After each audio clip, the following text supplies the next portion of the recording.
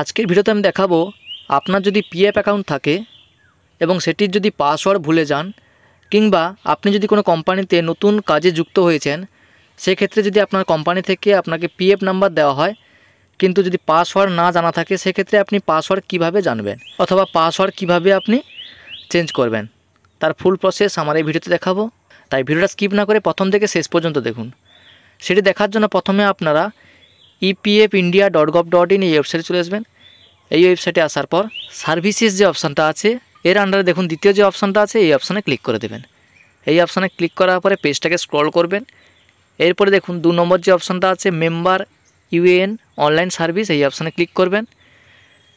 এরপরে দেখুন এখানে বলা হয়েছে ইউএএন নাম্বার অর্থাৎ পিএফ নাম্বার এবং পাসওয়ার্ড এবং ক্যাপচা কোড বসানোর কথা বলা হয়েছে। এখানে আপনি ফরগেট পাসওয়ার্ড এই অপশানে ক্লিক করে দেবেন। এই অপশানে ক্লিক করার পরে আপনি আপনার পিএফ নাম্বারটা এখানে বসিয়ে দেবেন। এন্টার ইউএএন নাম্বারের জায়গায় পিএফ নাম্বারটা বসিয়ে দেবেন। এরপরে ক্যাপচা কোডের ঘরে ক্যাপচা কোডটা বসিয়ে সাবমিট এই অপশানে ক্লিক করবেন। সাবমিট অপশানে ক্লিক করার পরে দেখুন এরপরে যে অপশানটা এসছে এন্টার ইওর ডিটেলস, এখানে যেই ব্যক্তির পিএফ অ্যাকাউন্ট সেই ব্যক্তির নাম এবং জন্ম তারিখ এখানে বসিয়ে দেবেন এবং জেন্ডারটা এখানে সিলেক্ট করে নেবেন। এরপরে ভেরিফাই এই অপশানে ক্লিক করবেন। ভেরিফাই অপশানে ক্লিক করার পরে দেখুন এরপরে আপনি পেজটাকে স্ক্রল করবেন। এরপরে দেখুন এখানে যে বলা হয়েছে এন্টার ক্যাপচা কোডের ঘরে ক্যাপচা কোডটা বসিয়ে দেবেন। এরপরে এন্টার আধার নাম্বারের ঘরে আধার নাম্বারটা বসিয়ে দেবেন এবং চেক বক্সে টিক মার্ক দিয়ে ভেরিফাই এই অপশানে ক্লিক করে দেবেন।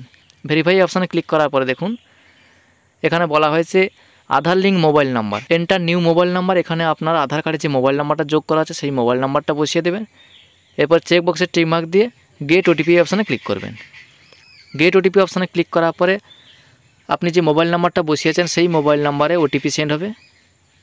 এন্টার ওটিপির ঘরে ওটিপিটা বসিয়ে দেবেন। ওটিপিটা বসিয়ে দেওয়ার পর ক্যাপচা কোডের ঘরে ক্যাপচা কোডটা বসিয়ে ভেরিফাই এই অপশানে ক্লিক করবেন।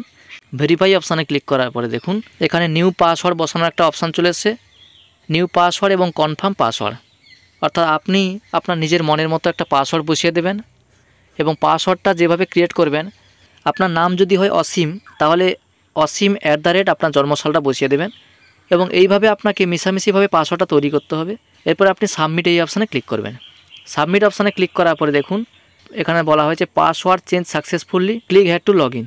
এরপরে আপনি আপনার পিএফ নাম্বার এবং পাসওয়ার্ডটা বসিয়ে ক্যাপচা কোডটা বসিয়ে দেবেন এবং সাইন ইন এই অপশানে ক্লিক করে আপনি লগ ইন করতে পারবেন। থ্যাংক ইউ বন্ধুরা, আজকে ভিডিওটা এই পর্যন্ত।